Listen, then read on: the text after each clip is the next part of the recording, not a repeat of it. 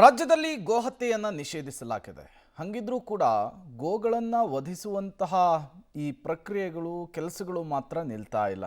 ನೋಡಿ, ಮಂಗಳೂರಿನ ಗೋಶಾಲೆಯ ಸಮೀಪದಲ್ಲಿಯೇ ಗೋಹತ್ಯೆಯನ್ನು ಮಾಡಿ ಕ್ರೌರ್ಯವನ್ನು ಮೆರೆದಿದ್ದಾರೆ ಗೋಹಂತಕರು.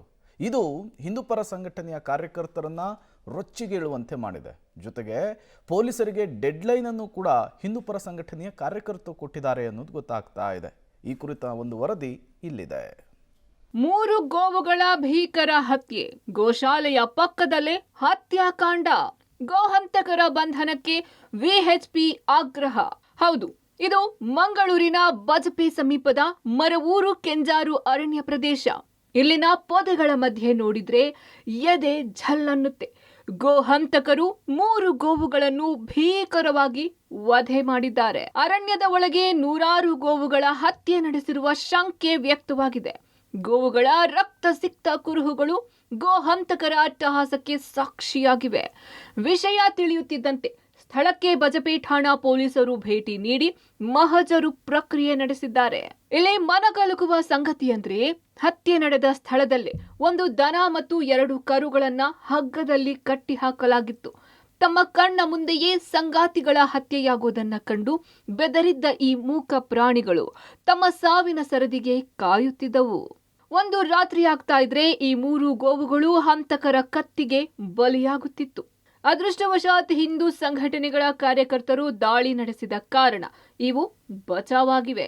ಇವು ಸ್ಥಳೀಯ ಕೆಂಜಾರು ಕಪಿಲ ಗೋಶಾಲೆಯಿಂದ ಕದ್ದು ತಂದ ಗೋವುಗಳು ಎಂಬ ಬಲವಾದ ಸಂಶಯ ವ್ಯಕ್ತವಾಗಿದೆ. ಇದು ಸಾಮಾನ್ಯ ಗೋಹತ್ಯೆ ಕೇಸ್ ಅಲ್ಲವೇ ಅಲ್ಲ. ಸ್ಥಳೀಯರು ನೀಡಿದ ಮಾಹಿತಿ ಮೇರೆಗೆ ವಿಶ್ವ ಹಿಂದೂ ಪರಿಷತ್ ಮುಖಂಡರು ಮತ್ತು ಕಾರ್ಯಕರ್ತರು ಸ್ಥಳಕ್ಕೆ ಹೋದಾಗ ಕಂಡಿದ್ದು ಕರುಳು ಹಿಂಡುವ ದೃಶ್ಯ. ಮರವೂರು ಕೆಂಜಾರು ಬಳಿಯ ನಿರ್ಜನ ಪ್ರದೇಶದಲ್ಲಿ ಲಾರಿಗಟ್ಟಲೆ ಗೋವು ತ್ಯಾಜ್ಯ ಬಿದ್ದಿದೆ. ಎಲ್ಲೆಂದರಲ್ಲಿ ರಕ್ತದ ಕಲೆಗಳಿವೆ. ಅಂದ್ರೆ ಇಲ್ಲಿ ನಿರಂತರವಾಗಿ ವ್ಯವಸ್ಥಿತವಾಗಿ ನೂರಾರು ಗೋವುಗಳನ್ನ ಹತ್ಯೆ ಮಾಡಿ ಮಾಂಸ ಮಾಡಿ ಸಾಗಿಸಲಾಗಿದೆ ಅನ್ನೋದು ಮೇಲ್ನೋಟಕ್ಕೆ ಸಾಬೀತಾಗಿದೆ.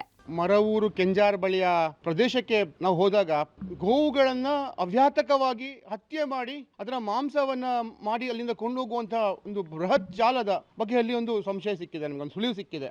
ಪೊದೆಗಳಲ್ಲಿ ಅಲ್ಲಲ್ಲಿ ಗೋವಿನ ರಕ್ತಗಳು, ಗೋವಿನ ತ್ಯಾಜ್ಯ, ಅದರ ಚರ್ಮವನ್ನು ಎಸೆದು ಏನು ತಿಂಗಳುಗಟ್ಟಲೆ ಆಗಿರುವಂತಹ ತ್ಯಾಜ್ಯಗಳ ಸ್ಮೆಲ್, ಟನ್ಗೆ ಲಾರಿಗಟ್ಟಲೆ ಆಗ್ಬೋದು ಅದರ ತ್ಯಾಜ್ಯಗಳು, ಅಲ್ಲಲ್ಲಿ ರಕ್ತದ ಕುರುಹು. ಭಾರತವೇ ಕಂಡು ಕೇಳಿರೋ ದೊಡ್ಡ ಮಟ್ಟದ ಒಂದು ಗೋ ಮಾಫಿಯಾ ಅಂತ ಹೇಳಿ, ಗೋ ಹತ್ಯಾ ಮಾಫಿಯಾ ಅಂತ ಹೇಳಿ ತಪ್ಪಾಗ್ಲಿಕ್ಕಿಲ್ಲ.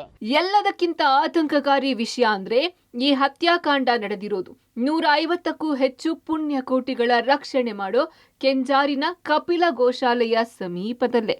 ಇಷ್ಟು ಮಾತ್ರವಲ್ಲದೆ 4 ರಿಂದ 5 ಜನ ಸ್ಥಳೀಯರು ತಮ್ಮ ಗೋವುಗಳು ಕಾಣೆಯಾಗಿವೆ ಅಂತ ದೂರು ನೀಡಿದ್ದಾರೆ.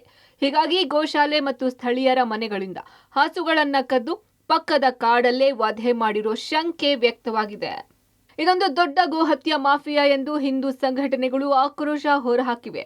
ಮುಂದಿನ ಸೋಮವಾರದ ಒಳಗೆ ಆರೋಪಿಗಳ ಬಂಧನ ಆಗಬೇಕು, ಇಲ್ಲವಾದರೆ ಬಜಪೆಯಲ್ಲಿ ಬೃಹತ್ ಪ್ರತಿಭಟನೆ ನಡೆಸುವ ಎಚ್ಚರಿಕೆಯನ್ನ ವಿಶ್ವ ಹಿಂದೂ ಪರಿಷತ್ ಮುಖಂಡ ಪ್ರದೀಪ್ ಸರಿಪಲ್ಲ ನೀಡಿದ್ದಾರೆ. ತಕ್ಷಣ ಆರೋಪಿಗಳನ್ನ ಬಂಧನ ಮಾಡಬೇಕು.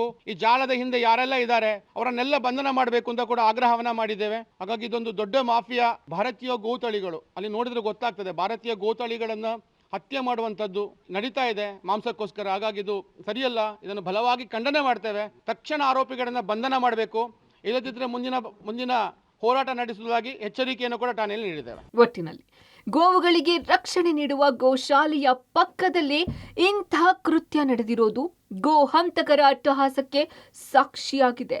ಸೋಮವಾರದ ಗಡುವು ಮುಗಿಯೋದ್ರೊಳಗೆ ಗೋಕಳ್ಳರು ಹಾಗೂ ಹಂತಕರು ಬಲೆಗೆ ಬೀಳ್ತಾರಾ ಅಥವಾ ಕರಾವಳಿ ಮತ್ತೆ ಈ ಪ್ರಕರಣ ಸಂಘರ್ಷದ ರೂಪ ಪಡೆಯುತ್ತಾ ಕಾದು ನೋಡಬೇಕಿದೆ. Sukhpal Polali, public TV, Mangaluru.